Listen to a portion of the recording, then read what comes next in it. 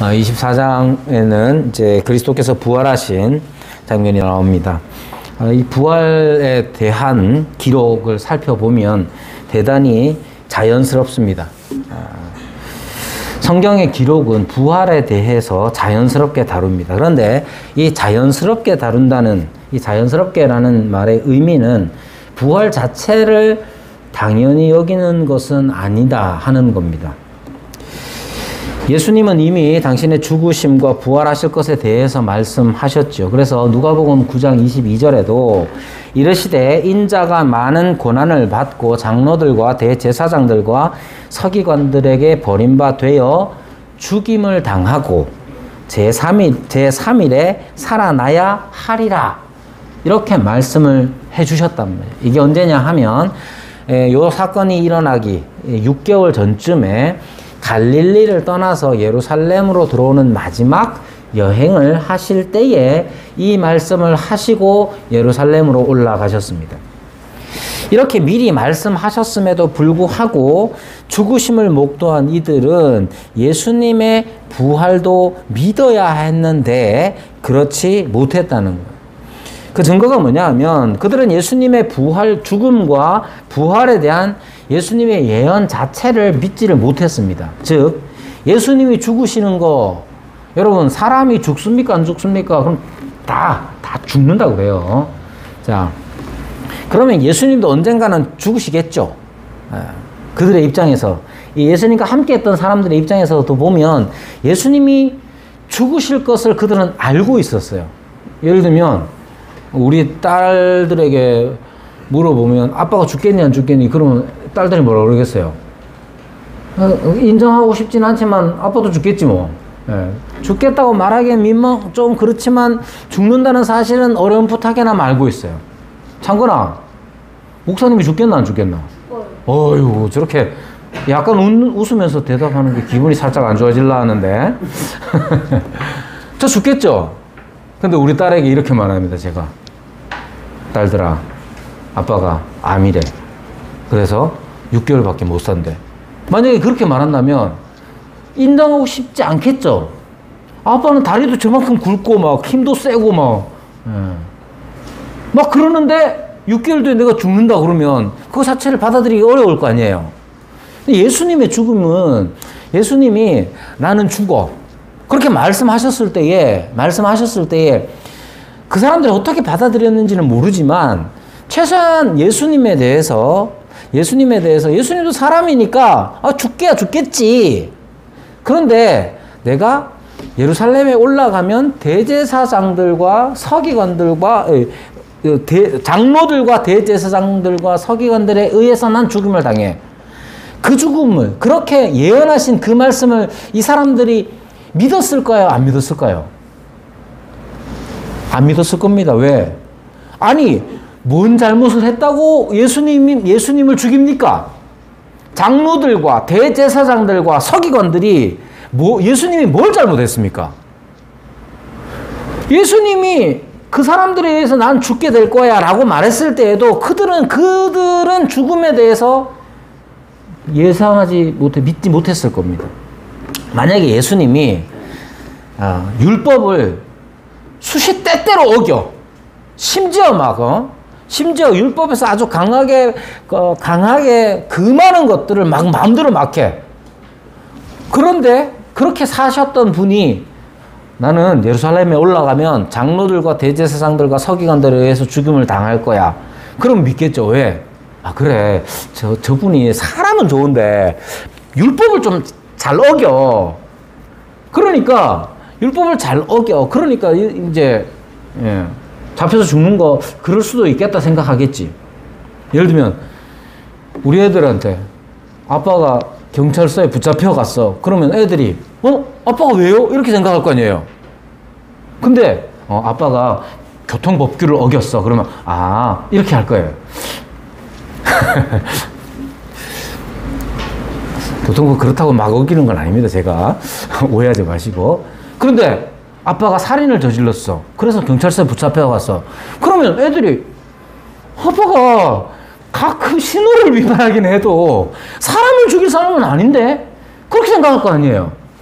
예수님이 예루살렘에 올라가면 장로들과 대제사장들과 서기관들이 나를 죽일 거야 그랬을 때 얼마나 믿었겠습니까? 사람들이, 제자들이 더 잘 아는데 멀리 살던 사람들은 잘 몰라요. 예수님 같이 안 살아봤기 때문에. 그러나 3년 동안 함께 먹고 함께 자고 함께 어려움을 당하고 함께 풍랑 속에 있었고 그랬던 사람들이 예수님이 예루살렘에 올라가면 그렇게 잡혀서 그렇게 죽는데요. 어떻게 믿을 수가 있습니까? 안 믿었을 겁니다. 그랬기 때문에 예수님이 죽임을 당한다는 사실 자체도 잘 믿지 않았을 거예요. 그랬기 때문에 십자가를 지실 때도 그냥 멀리 서서 바라봤을 겁니다. 도저히 믿기지가 않죠. 그러나 예수님의 죽음은 확실한 사실이었습니다. 이게 얼마나 확실한 사실이냐 하면 장사를 지내고 향품과 향유를 준비했다고 말합니다. 자, 여기에서 또 하나 예수님의 죽으심의 사실. 첫 번째, 이 사람들이 예수님의 죽임 당함에 대해서 믿지도 않았을 뿐만 아니라 그것이 갑자기 닥쳤어요. 예수님의 죽음이라는 게 갑자기 닥쳤어요. 그러자 이 사람들은 믿고 싶지 않지만 받아들일 수밖에 없었습니다. 그래서 그것을 어떻게 나타내느냐면 아리마대 요셉이라는 공회의 의원이라는 이 사람이 장사를 지냅니다. 어떻게? 바위를 판 무덤. 보통 지난번에도 잠깐 말씀드렸지만 보통 사람들이 일단 장사를 지낸단 말이에요. 시신을 처리를 하기 위해서 무덤을 파거나 하는데 이렇게 바위를 판 무덤 자체는 높은 사람들, 돈 많은 사람들이 하는 일이에요. 보통 사람들은 그냥 굴 같은데 안치시켜 놓은 다음에 시체가 어느 정도 썩거나 이렇게 되면 그것을 추스려가지고 다른 데 묻기도 한답니다. 그리고 그 자리에 또 다른 시신이 와서 안치가 되고 이렇게 한답니다. 그래서 이 사람들은, 돈 있는 사람들은 자기가 새로 돈 들여서 무덤을 파고 거기에 자기 시신을 거기다 놓는다는 거예요. 아리마대 요셉은 아마도 자기 자신을 위해서 무덤을 파 놓았을 거예요. 그리고 그 새 무덤에 예수님의 시신을 안치시키는 것이죠. 왜 이렇게 했겠습니까? 여러분, 예수님의 죽임 당함에 대해서도 제대로 믿지 못했던 사람들이 예수님의 부활을 어떻게 믿었겠어요? 그러니까 예수님이 안 죽을 거라고 어렴풋하게 믿었지만 죽어버렸잖아요. 그것도 로마의 백부장, 그 사형을 집행하는 백부장이 그것을 확인했단 말이에요. 예수님의 죽음 자체가 얼마나 확실하면 사람을 보통 십자가에 매 달아 놓으면 며칠씩 가는 사람들도 있답니다. 근데 어쩔 수 없이 그 십자가에서 이 시신을 내려야 했을 때에 혹시 이 사람이 도망갈지도 모르니까 다리뼈를 분질러 버려요. 도망가지 못하도록. 근데 예수님은 그 전에 돌아가셨기 때문에, 숨을 거두셨기 때문에 다리뼈를 부러뜨릴 필요가 없었어요. 그래서 옆구리를 찔러서 확인했던 것이죠. 그리고 이 아리마대 요셉은 장사를 지냅니다. 만약에 이 아리마대 요셉과 이 여인들이 예수님의 죽음에 대해서 미리 말씀하신 예수님의 죽음에 대해서 믿었다면 부활도 믿었겠죠. 그럼 장사 지낼 필요가 뭐가 있습니까? 상품을 준비할 필요가 뭐가 있습니까? 사람들은 믿지 못했습니다. 죽으실 뿐만 아니라 다시 살아나실 것을 믿었다면 이렇게 할 리가 없습니다. 죽으심과 부활을 하나로 묶어서 말씀하셨기에 죽으심에 대한 예수님의 말씀을 믿은 사람이라면 부활도 믿었을 겁니다. 그러나 이 사람들은 어쨌든 이 사람들은 이렇게 죽음과 부활에 대해서 잘 믿지 못했던 사람이죠.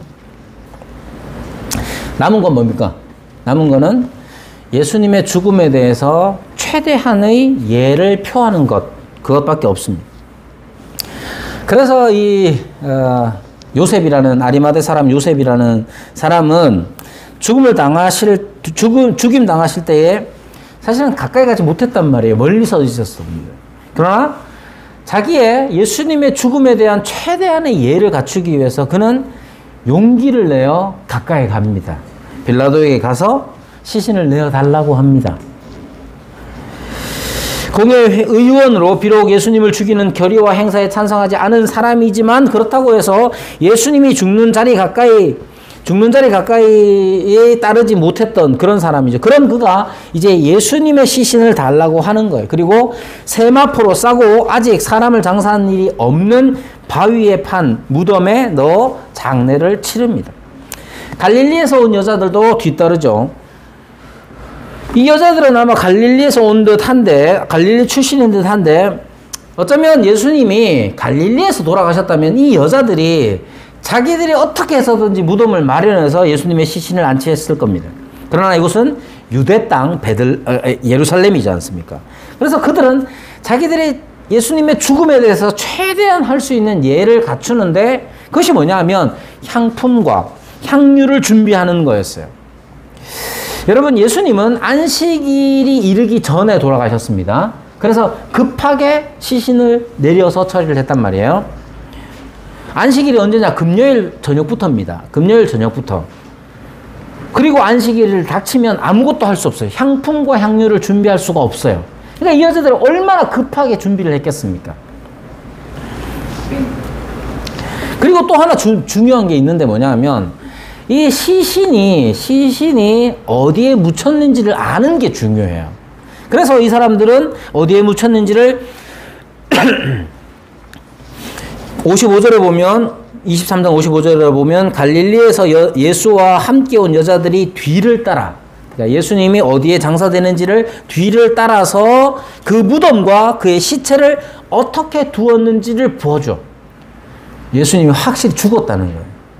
자기들이 사랑하고 존경한 사람이 죽어버렸어요. 그리고 나서 급하게 자기들이 할 수 있는 최대한의 예를 갖추기 위하여 향품과 향유를 준비합니다. 그리고 그들에게 닥쳐진 시간이란 어찌 보면 가장 잔인한 시간이죠. 왜냐하면 안식일입니다. 안식일이 이토록 잔인할 수 있을까? 여러분, 이 사람들의 안식일은 어땠을까요?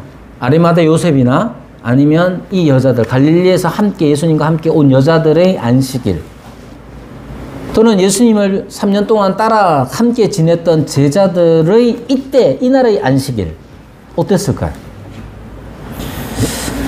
그들이 존경하고 사랑하던 사람이, 또 그들은 예수님의 사랑을 받았던 사람들입니다. 그러니까 서로 사랑하고 존경하던 이 예수님이, 자기가 사랑하던 그분이 죽었습니다. 1년도 아니고 하루가 지났습니다. 그리고 그 하루 동안 엄청 바쁜 것도 아니에요. 도리어 할 일이 너무 많고 복잡한 일들이 많이 생겼다면 잠시 잊을 수 있잖아요. 근데 이 사람들은 유대인들이고 유대인의 안식일의 가장 큰 특징은 하는 일이 거의 없습니다. 웬만하면 손가락 까딱 하지 않으려고 하는 게 바로 유대인들의 안식일이란 말이에요. 그래서 현대에 이르러서도 이스라엘에 가서 예루살렘에 가가지고 지금도 이렇게 사는 사람들이 있는데 그 사람들이랑 엘리베이터를 타면 저 손가락도 까딱 안 하려고 저 몇 층 좀 눌러주세요 그런단 말이에요. 그러나 이들의 이 하루, 안식일 하루가 얼마나 힘들었겠습니까? 아무것도 안 하고 가만히 있는 일이, 바쁘기라도 한다면 혹시나 잠깐 잊을 수 있을 텐데 계명은 아무것도 하지 말라고 명했기 때문에 그들은 안식일 회당 예배나 성전 예배에 참석하는 것 외에는 아무 일도 하지 않았을 것입니다. 그래서 그들이 느끼는 감정이라는 것은 가장 슬프고 가장 외롭고 가장 힘든 안식일을, 어쩌면 그 말과는 전혀 어울리지 않는 안식일을 그들이 보냈을 겁니다. 여러분, 이 모든 정황으로 봤을 때 예수님이 죽었다는 것은 확실한 사실입니다. 예수님을 믿고 따르던 사람들은 예수님의 죽음을 예상하지 못했고 심지어 예수님의 말씀조차도 믿지 않았을 겁니다. 그리고 당황스러운 이 예수님의 죽음을 아픈 가슴으로 받아들여야 했던 것이죠. 그리고 이제 안식할 수 없었던 안식일이 지났습니다. 예수님이 하신 말씀, 곧 예수님의 죽음을 믿지 못했던 사람들은 예수님의 부활을 믿었을까요? 믿었을까요? 믿지 않았습니다. 만약에 예수님이 하신 말씀, 예수님이 죽었다가 다시 살아날 것을 믿었다면 향품과 향유가 아니라 플래카드를 준비했겠죠. 축부할, 내 그럴 줄 알았어요. 이런 걸 내걸었겠죠. 무덤 앞에다. 그러나 그들은 향품, 장례용품을 준비해서 그들은 자기들이 믿고 있는 바를 따랐던 거예요. 향품과 향유를 준비해서 새벽 일찍이 자기들이 찾아왔던, 확인했던 그 자리에 가는 것 자체가 그들이 믿고 있는 바를 나타냅니다. 그들이 진짜로 예수님의 죽음과 예수님의 말씀, 곧 예수님의 죽음과 예수님의 부활을 믿었다면 그 믿음대로 행동했겠죠. 그들은 예수님의 죽음에 대한 예언과 예수님의 부활에 대한 예언, 예수님의 말씀 자체를 믿지 못했습니다. 그래서 예수님의 죽음을 그대로 받아들이고 그 죽음 앞에서 자기가 할 수 있는 최대한의 용기를 내고 최대한의 예를 갖춰서 무덤으로 간 거예요. 사실 그것도 안 한 남자들이 나타나죠. 그러면 여러분 여기까지만 생각해 보십시오. 여자들이 뿐만 아니라 아리마대 요셉을 포함한 모든 남자들이 믿고 있는 바는 뭐겠습니까?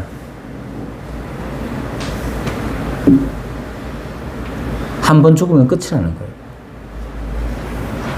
한 번 죽으면 끝이라는 거예요. 어쩌면 영혼의 존재를 믿을지도 모르겠습니다. 그들은 믿었겠죠.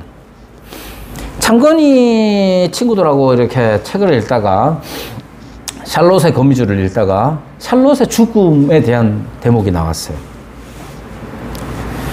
아이들은 어떻게 생각할까?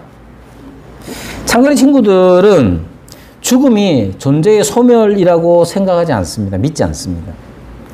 애니메이션을 많이 봤기 때문이기도 하겠지만 영혼이 하늘로 올라가서 저 위에서 지켜보고 있다고 애들은 믿습니다. 귀엽죠? 여러분들은 어떻게 믿습니까? 그러더라고요. 이제 창건이가 대답한 게 아니고 창건이 친구 중에 하나가 아니 근데 왜 이렇게 슬퍼할 필요가 뭐가 있냐. 이제 죽으면 저 위에 하늘로 올라가가지고 가끔 애니메이션 보면 저 하늘에서 나타나가지고 뿌옇게 나타나가지고 막 대화도 하고 이러잖아요. 그래서 아이들이 죽음에 대해서 그렇게 생각하더라고요. 귀엽잖아요? 어른들은 어떻게 생각할까요? 어른들은 그런 아이들의 순수함을 보호해주고 싶지만 그렇게 믿지는 못합니다. 그저 바랄 뿐이죠. 그리고 궁금해합니다. 죽으면 정말로 어떻게 될까? 여러분은 죽으면 어떻게 된다고 생각하세요? 여러분이 가끔 애니메이션에서 본 것처럼 영혼이 쑥 빠져나가가지고 올라가고 끝나는가요? 아니면 아주 용감하게 인간의 존재는 육체의 죽음과 함께 소멸, 끝. 아무것도 없어. 영혼이란 없어. 지금 우리 눈에 보이는 육체, 이 육체의 생명이 나는 것, 심장 박동이 멈추든지, 뇌가 정지하든지, 그렇게 되면 그냥 끝이야. 그렇게 생각합니까? 여러분은 이 죽음에 대해서 얼만큼 솔직합니까? 확실한 건 이거죠. 육체의 부활을 믿는 사람은 거의 없다는 거예요. 교회 다니면 육체의 부활을 믿습니까? 솔직하게 얘기하면 잘 생각을 안 합니다. 육체의 부활에 대해서. 여러분 진지하게 고민하고 스스로에게 질문하십시오. 창건이도 그렇고 다 동일하게 질문해야 합니다. 우리의 생명이 끝나. 우리의 심장이 멎어. 우리의 뇌가 정지해. 그럼 어떻게 되죠?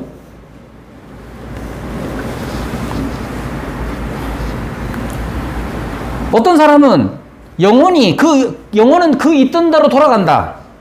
플라톤 같은 사람은 영혼의 선제설을 믿었지 않습니까? 얼마 전에 나왔던 소울이라는 애니메이션을 보면 영혼이라는 게 어딘가에 막 있다가 쭉 떨어져요. 지구로 슉 떨어져가지고 아기가 딱 태어난다고요. 플라톤의 영혼 선제설에 가깝죠. 그래서 죽으면 인간의 목숨을 다하면 심장이 정지하면 그 영혼이 다시 슉 하늘로 올라간대요. 여러분, 육체의 부활을 여러분이 믿습니까? 그렇게 믿은 사람은 이때 당시에 성경의 기록에 하면 이때 당시에 그렇게 믿은 사람이 없어요. 육체의 부활을 믿은 사람이 없어요. 예수님이 누굽니까? 예수님은 풍랑이 있는 바다도 잔잔케 하신 분이에요. 죽은 나사로도 살렸단 말이에요. 그런 예수님이 내가 예루살렘에 올라가면 장로들과 대제사장들과 서기관들에 의해서 죽임을 당하고 제3일에 다시 살아나리라. 안 믿었어요. 성경은 그걸 그대로 이 사람들이 얼마나 안 믿었는지를 그대로 적고 있습니다. 그래서 자연스럽다는 거예요. 여러분, 우리도 육체의 부활에 대해서 얼마나 많이 들었습니까? 그리스도께서 부활하셨습니다. 그래서 그 기념으로 계란도 까먹고 막 그러잖아요. 그런데 우리가 진짜로 육체의 부활을 믿느냐?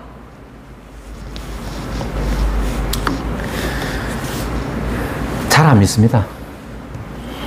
이때 당시에 사람들도 마찬가지. 예수님의 행하시는 기적과 사람을 다시 살리시는 능력을 곁에서 본 사람들도 예수님이 말씀하셨습니다. 내가 죽겠고 3일 만에 다시 살아나리라. 안 믿었어요. 왜 안 믿습니까? 육체의 부활을 믿는 건 자연스럽지가 않아요. 그래서 여기에 나와 있는 말씀대로 사람들은 행동한 거예요. 이 사람들에게 필요한 건 뭐냐? 지금 이 여자들 예수님의 죽음을 그대로 받아들여서 아픈 마음으로 받아들여서 안식일 하루 동안 전전긍긍 근심과 걱정 속에 사로잡혀 있던 사람들이 죽음을 맞닥뜨린 그 사람들이 간절히 바랬던 한 가지가 뭐냐?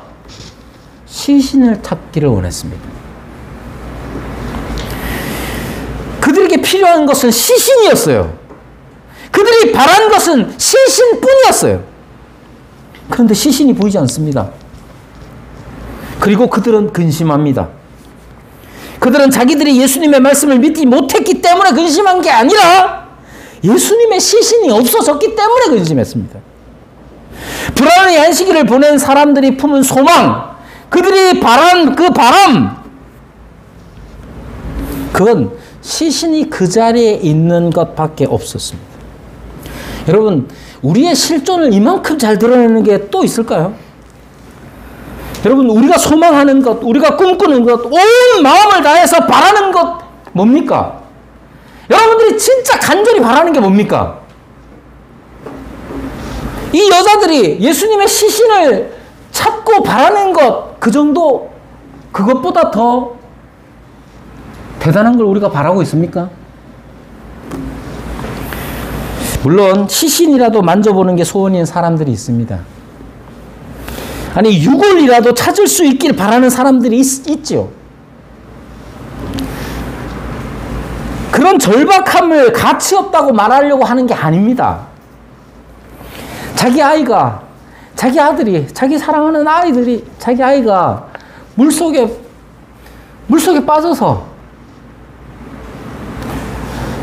그걸 겪은 부모들은 시신이 아니라 그냥 유골의 조각이라도 발견해보고 싶은 마음, 그 절박함, 그것이 가치 없다고 얘기하는 게 아니에요.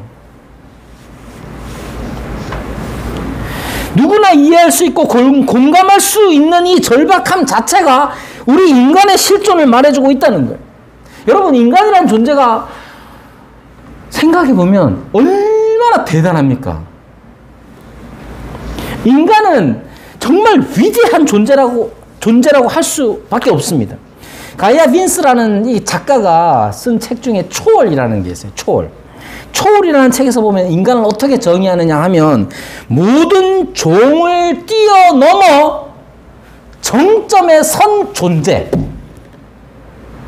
모든 종을 뛰어넘어 정점에 선 존재가 인간이라고 가이아 빈스는 얘기합니다. 그렇죠? 인간은 진정으로 정점에 서 있습니다.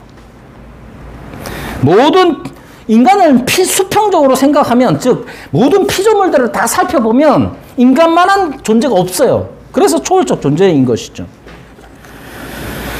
진정으로 인간은 정점에 서 있습니다. 인간은 먹고 사는 것으로 만족하지 않지요. 앞으로 나아가고 위로 향하여 나아갑니다. 이젠 우주로 향해 나아갑니다. 수백 년 전의 빛을 지금 발견했다고 말하죠. 130억 년 전에 은하계가 생성될 때의 빛을 이제 발견했다고, 제임스 웹 천체만원경을 통해서 발견했다고 말합니다. 한계가 없는 우주를 계속해서 살펴나가고 조사하고 있습니다. 수백억 과거와 수백억 미래를 조망하죠. 그게 인간입니다. 얼마나 위대합니까? 인간은 자기의 탄생의 비밀을 압니다. 인간이 어떻게 생겨납니까? 알잖아요. 심지어 우주의 탄생도 안 돼요. 위대하죠. 그래서 인간은 죽음이라는 또 다른 실존 앞에서 견딜 수 없어 합니다. 그러나 죽음 앞에서 인간이 할 수 있는 일이란 그저 시신을 보는 것이 최대의 소망이 될 뿐입니다. 이 갭이 얼마나 큰지 몰라요. 인간 존재 자체의 탄생의 신비도 이제는 파헤쳤고, 우주의 탄생의 신비도 파헤쳤다고 주장하고 있고, 수백억 년 전에 광년의 일도, 빛도 발견했다고 하는데, 우리가 실제로 당할 일은, 우리가 소망하는, 이 땅에서 소망하는 인간의 소망은 그저 시신을 찾는 것, 시신이라도 만져보고 싶은 것, 그거밖에 없는 것이죠. 이렇게 근심하고 있을 때 찬란한 옷을 입은 두 사람이 곁에 서 있었습니다.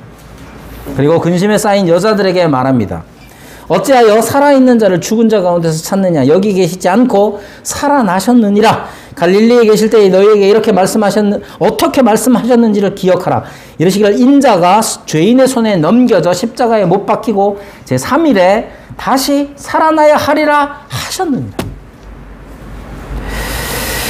여러분, 인간은 수평적으로 볼 때에 참으로 초월적 존재입니다. 제임스 웹 망원경에 대해서 이렇게 사진 찍은 것들을 보여주면서 설명하는 사람들이 이렇게 얘기하더라고요. 이렇게 넓은 우주에 이런 인간과 같은 존재가 없겠나? 그렇게 넓은 우주를 살폈는데 아직 없습니다.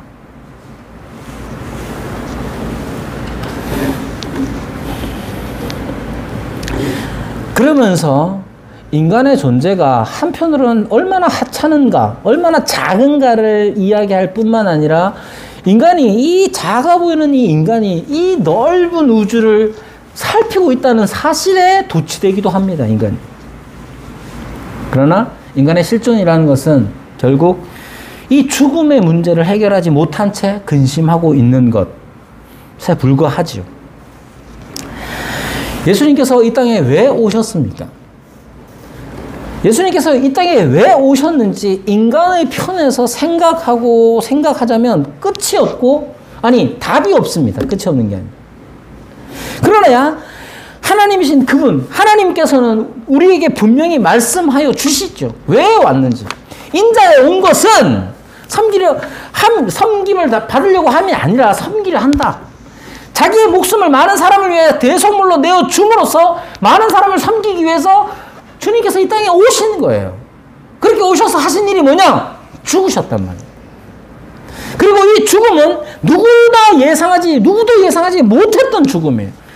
한편으로 생각하면 불법적이고 억울한 죽음이죠. 그럼에도 불구하고 그 죽음을 당하셨습니다. 그리고 그것을 미리 말씀하셨고 또한 부활에 대하여 말씀을 하셨던 것이죠. 여기에 특별히 두 사람이라고 표현한 까닭은 뭐냐? 여기에 당연히 이 두 사람은 사람의 몸으로 나타난 천사이겠지요. 그리고 왜 둘이냐 하면 성경에서 항상 증언은 두 사람 이상을 요구합니다. 한 사람의 증언은 법적 효과가 부족한 것이. 그래서 두 사람 이상의 증인이 필요합니다. 이래서 두 사람은 증인의 최소 단위가 되는 것이에요. 그들이 뭐라고 말하느냐 하면, 야, 여자들이요, 우리가 예수님이 다시 살아나신 것을 봤어! 이렇게 말하지 않습니다. 그래도 증인으로서의 역할을 할 수 있어요. 그러나 이 두 사람은 뭐라고 말하느냐 하면, 기억하라. 예수님이 어떻게 말씀하셨는지를 기억하라. 이렇게 말합니다. 그러니까 이 두 사람은 증인 노릇을 하는 게 아니에요. 이 두 천사는 내가 예수님 부활하는 거 봤어. 이렇게 증언하지 않고 이 사람들을 향해서, 이 여자들을 향해서 예수님이 이전에 하신 말씀을 기억하라. 그리고 예수님이 하신 말씀을 다시 한번 알려줍니다. 이거 누구 말입니까? 예수님 말씀이에요. 그래서 이 여자들은 기억을 합니다. 8절, 그들이 예수의 말씀을 기억하고 이렇게 말합니다. 여기에 기억하고라는 것은 인지적 환기 정도가 아니지요. 아, 맞아, 그랬어로 끝나지 않습니다. 왜냐하면 예수님의 이 말씀은 예수님이 그렇게 말씀하셨어가 아니라 그 말씀에 대한 반응을 이 여자들이 했기 때문에 그래요. 여기 누가복음의 특징은 이 천사들이 가서 제자들에게, 사도들에게 전해라 이렇게 말하지 않고 있다는 점입니다. 다른 복음서, 마태복음 같은 데 보면 가가지고 증언을 해라, 전해라 라고 말하는데, 천사들이 그렇게 여자들에게 말하는데, 누가복음은 그런 기록을 하지 않았어요. 왜냐하면 사도 행전으로 이어지면 증인의 역할들이 강조되잖아요. 그래서 증인으로서의 역할들을, 적극적인 증인의 역할들을 강조하기 위해서 그랬다고 생각을 합니다. 아무튼 이 여자들은 예수의 말씀을 기억하고 달려갑니다. 10절에 보면, 9절에 보면 무덤에서 돌아가 이 모든 것을 11사도와 다른 모든 이에게 알립니다. 그러자 이 사람들이 어떻게 얘기하느냐 하면 11절에 보면 사도들은 그들의 말이 허탄한 듯이 들려 믿지 아니하였다. 이렇게 얘기해요. 여기에 말하는 이제 허탄한 말이라는 이 말 뜻 자체가 전문 의학 용어로는 고열로 허튼 소리를 하는 거를 말합니다. 렐로스라고 하는 건데, 그리고 이건 쓸데없는 말로 번역될 수 있는 거예요. 그러니까 이 사람들의 말이, 이 여자들의 말을 사도들은 믿지 않았다는 거예요. 왜 그러냐 하면, 첫 번째로 여자들은 증인의 가치가 없는 시대였습니다. 여기 여자들의 말, 여자들의 증언 자체가 법적으로 효과가 없는 거예요. 그렇기 때문에 이 여자들의 말 자체를 그때 당시의 문화로서는 별로 안 들었겠죠. 그러니까 얼마나 예수님의 부활이 확실합니까? 만약에 예수님의 부활이 확실하지 않다면 여자들을 증인으로 쓰지 않았을 거예요. 너무나 확실한 증인이기 때문에 이 여자들의 증언을 먼저 기록한 거예요. 이렇게 사도들은 이들의 말을 허튼 소리로 여겼습니다. 왜냐하면 첫 번째로는 이 여자들이 증인의 가치가 없기 때문에 그렇고, 두 번째로는 내용적으로 가치가 없기 때문에 그래요. 사람이 죽었다가 살아납니까? 이창건, 사람이 죽었다가 다시 살아나나? 안 살아나나? 믿습니까? 안 믿습니까? 사람들은 다 그렇게 생각을 합니다. 사람들은 영혼은 부정하지 못하는 사람들이 많아요. 그죠? 그런데 육체의 부활은 믿지 못하는 사람들이 더 많습니다. 그래서 내용적 가치 때문에 사도들은 이 여자들의 증언을 가치 없는 것으로, 허튼 소리로 여기게 됩니다. 그런데 허튼 소리로 여겼던 이 사람들은 그래서 움직이지 않고 있겠죠. 그러나 움직이는 한 사람이 있습니다. 누구냐? 12절에 보면 베드로입니다. 베드로는 어떻게 하느냐면 일어나 무덤에 달려가서 구부려 들여다 보았습니다. 베드로는 왜 그럴까요? 베드로는 왜 이렇게 다르게 행동했을까요? 베드로 지가 하면 안 되죠. 베드로가 자기가 겪은 일이 있지 않습니까? 예수님께서 베드로에게 말씀하십니다. 3번 나를 부인하리라. 그리고 그날 밤, 예수님이 잡히시던 그날 밤에 예수님의 말씀처럼 베드로는 예수님을 여러 번 부인합니다. 닭이 울자 깨닫죠. 그리고 9장 22절에 보면 생각났다 이렇게 기억합니다. 예수님의 말씀이 생각났다 이렇게. 그래서 이 베드로는 다른 사람들과 다른 거예요. 다른 사람들과 다르게 반응할 수밖에 없었어요. 그럼에도 불구하고 베드로는 진짜 기억한 사람들처럼, 즉 여자들처럼 반응하지 않습니다.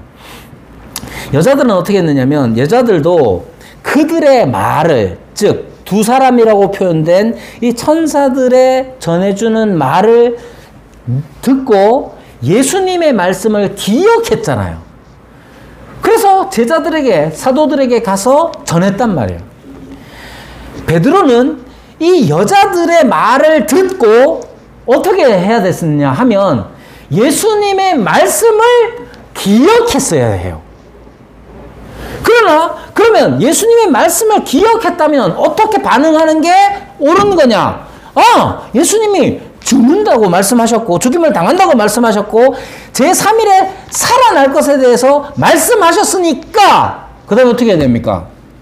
예수님의 말씀처럼 갈릴리로 가서 예수님을 만나야겠죠. 그러나 그는 어떻게 합니까? 무덤으로 달려가서 확인합니다. 그리고 나서 집으로 갑니다.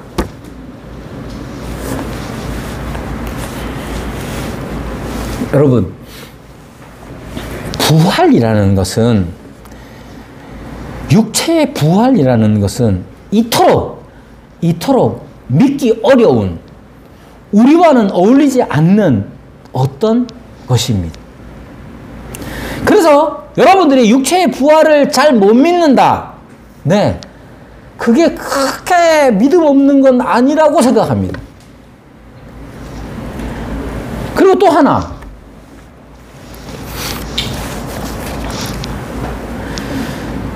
부활 자체가 우리에게 받아들이기 어려운 일이긴 하지만 분명히 기록되어서 우리에게 말씀하고 있다는 점을 잊지 말아야 합니다. 지금도 여러분, 우리는 여자들처럼 대우를 받기가 쉽상입니다. 특히 지금 자금의 한국 교회, 한국의 그리스도인들에게 있어서는 더 그렇죠. 그리스도인들의 말을, 증언을 세상 사람들이 어떻게 생각할 것 같아요? 저 사람 교회 다니니까 저 사람 하는 말은 그래도 맞을 거야 라고 세상 사람들이 생각해 줄까? 여러분 어떻습니까? 여러분이 가지고 있는 종교가 기독교라는 것 자체가 어떤 신뢰, 신빙성을 보장합니까? 여러분들은 어떻게 생각해요? 여러분이 교회 다니는 어떤 사람이 저는 기독교인입니다 라고 말하는 모든 말들을 얼만큼 신뢰합니까? 하물며 우리가 전하는 것, 우리가 증언하는 내용 자체, 그리스도의 육체적 부활, 그리스도 육신의 부활에 대하여 우리가 전해야 하는 것인데 그것 자체는 또 얼만큼 믿음직한 말입니까? 만약에 우리가 나가서 우리의 인간 존재는 육체적 죽음으로 끝나는 게 아니야. 우리의 영혼은 계속돼. 라고 말하면 세상 사람들도 많이 인정해주고 믿을 거예요. 왜? 자기들도 그렇게 믿고 달리 다른 것을 기대할 만한 게 없기 때문에 그래요. 그러나 우리는 영혼의 선제설이나 영혼의 불멸성을 복음으로 가지고 있는 사람들이 아니에요. 영혼의 선제나 영혼의 불멸에 관한 것은 기독교만 가지고 있는 게 아니라 플라톤도 그렇게 얘기하고 각종 종교들에서 다 그렇게 얘기한단 말이에요. 우리가 가지고 있는 복음의 특징은 육체의 부활이란 말입니다. 누구? 예수 그리스도의 육체적 부활을 우리가 보았고 믿고 전하는 거란 말이에요. 세상 사람들이 믿어줄 것 같아요? 안 믿어줍니다. 세상 사람들이 어떻게 반응할 것 같아요? 헛된 소리로 자아가 열나가지고 고열에 무슨 소리를 하는 것처럼 그렇게 생각할 거란 말이에요. 그러나 여러분, 이 모든 일에 있어서 우리는 그래서 베드로처럼 집으로 돌아가는 사람이 되기가 십상입니다만은 나중에 성령께서 임하셔서 역사하시는 내용은 우리가 잘 아는 바대로 온 세상 가운데 예수 그리스도의 죽음과 그리고 부활에 대하여 증언하는 사람으로 세워집니다. 그러니까 여러분, 우리에게 필요한 건 뭐냐면 기억하는 거예요. 무엇을 기억합니까? 여기 기록된 말씀, 너무나 선명하게 기록된 이 말씀, 예수님은 죽임을 당하시고 제3일에 다시 살아나셨다 하는 이 기록을 기억하는 것, 이 말씀을 기억하는 일이 우리에게 필요합니다. 아니, 안 믿어지는데 걱정 안 하셔도 됩니다. 그 믿음은 누가 줍니까? 예수님께서 다른 보혜사를 보내실 것을 약속하시면서 다른 보혜사가 오시면 내가 너희에게 가르친 것을 생각나게 하리라. 성령께서 우리에게 생각나게 하십니다. 그래서 증인의 역할을 하도록 하십니다. 염려하지 마십시오. 다만 우리에게 말씀하신 바 선명하게 기록된 이 말씀을 믿고 이 말씀에 더욱더 의존하는 자가 되어야 합니다. 여러분, 그리스도의 육체적 부활은, 육체의 부활은 가벼운 게 아니에요. 예수님과 그럴 수 있지. 아니에요. 그리스도의 육체의 부활은 첫 열매로서 우리도 그와 같이 될 겁니다. 우리의 육체도 그리스도의 육체의 부활과 같이 우리의 육체도, 우리도 육체적으로 부활할 거란 말이에요. 얼마나 소망되고 얼마나 복된 말씀입니까? 그 증인으로 우리를 부릅니다. 여기에 말하는 것처럼 그들의 말, 이 여자들의 말이 허튼 소리처럼 취급될지라도 성령께서는 그 허튼 소리와 같은 그 복음의 증언을 사용하셔서 지금도 세상에서 믿는 자를, 구원할 자를 모으시는 겁니다. 그리고 여러분들이 우리가 그 증인으로서 부름받았다는 사실을 영광스럽게 생각하며 담대히 복음을 전하는 그리스도의 육체의 부활을, 그리고 또한 우리의 부활을 증언하는 복음의 증언자들이 되기를 바랍니다.